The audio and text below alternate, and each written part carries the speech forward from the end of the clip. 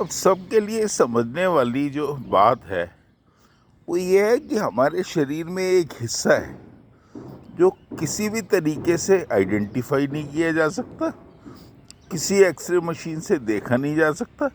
ये कोई भी तरीका नहीं है जिसको हम ट्रेस कर सकें। जैसे आप हार्ट को ट्रेस कर सकते हो, किडनी को ट्रेस कर सकते हो, लंग्स को ट्रेस कर, पर हर एक मनुष्य के अंदर एक फैक्टर है मन। मेजर जो हमारे जो लाइफ के मैटर्स हैं उनको वो मन कंट्रोल करता है। कभी मन में विचार आया मौज मस्ती का, सिनेमा देखने चले गए दोस्तों के साथ। कभी मन में आया कि भाई आज तो भगवान की भक्ति करनी चाहिए, वृंदावन धाम या किसी और धाम चल दिए।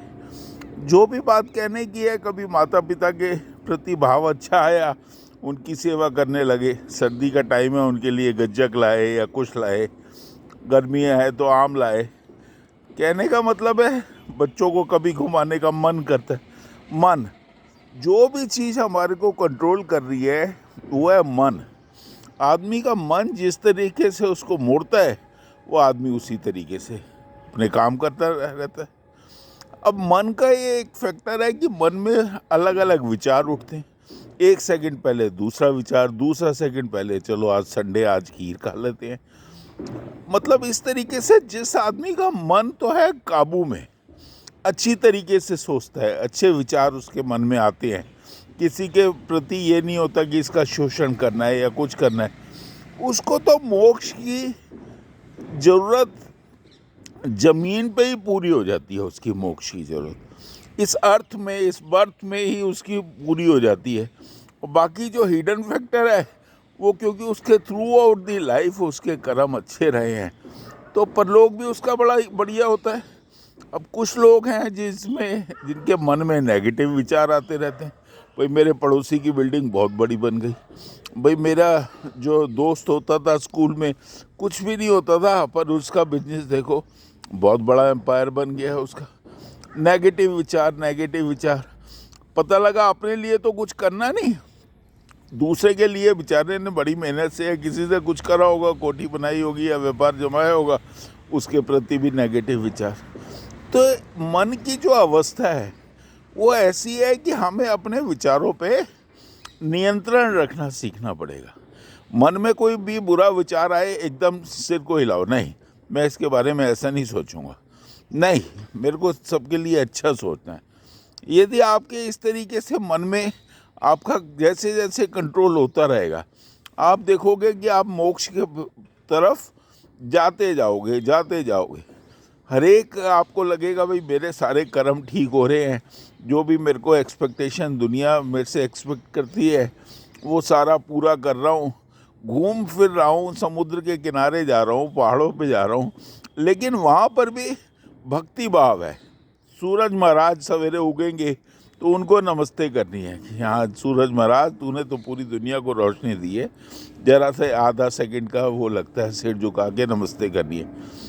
अब इस तरीके से यदि आप कर्म करे जाओगे तो मोक्ष मिलेगा या नहीं मिलेगा ये कोई गारंटी नहीं है, लेकिन एक संभावना बन जाती है कि भाई मोक्ष होने की लक्षण है कि इस आदमी की आत्मा परमात्मा में मिल सकती है।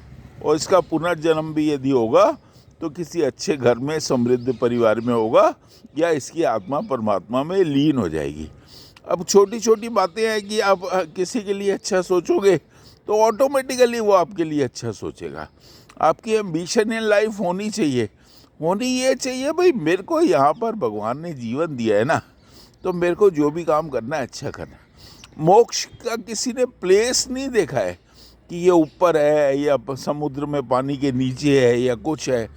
बस लोगों की एक्सपेक्टेशन है कि भाई ऊपर होगा, ऊपर होगा, चलो ऊपर मान लेते हैं। ऊपर की भी वही फैक्टर है, हवाई जहाज जो रन करेगा ऊपर रन करेगा, जितना ऊंचा रन करेगा उतना डिस्टेंस जल्दी वो सब तय करने का, हल्का छोटा मोटा टाइम का वेरिएशन हो सकता है। तो चलो मोक्ष ऊपर है, भैया मोक्ष मान लिया ऊपर है, लेकिन उसके लिए एफर्ट तो ज़मीन से ही करने पड़ेंगे आपको। करो एफर्ट, सारे मन को सोचो कि भाई मेरे को कोई विचार जो भी लाना है वो अच्छा लाना है। बच्चों की पढ़ाई के लिए ध्यान देना है तो पूरा देना है। जैसे आपके संस्कार होंगे बच्चों में भी वैसे संस्कार जाएंगे। बच्चों में संस्कार जाएंगे, टीचर उनकी प्रेस करेगी, आपका मन ही खुश हो जाएगा। जिस मन की वजह से विचार आए वो ही खुश हो जाएगा, कभी दुख ही नहीं रहेगा, घर में एटमॉस्फेयर अच्छा बनेगा। तो इस तरीके से बातें हैं। तो मोक्ष को आप ये नहीं है, मोक्ष को कोई पाना डिफ़िकल्ट नहीं है। तो इसके लिए एफर्ट पॉजिटिव डायरेक्शन में करना पड़ेगा। मन को काबू में रखो। आत्मा तो बेचारी दुखी तब होती है जब आप किसी के लिए गलत करो, नहीं तो आत्मा कूल रहती है। अब ये मैं कोशिश करता हूँ भाई आप लोगों को, सबको, जो भी मेरे पास छोटी मोटी नॉलेज है उसको मैं शेयर करूँ, ताकि आप लोग इसमें जन्म में कोशिश ये करो कि भाई सबके लिए ऑलमाइटी सबके लिए भला करे। धन्यवाद।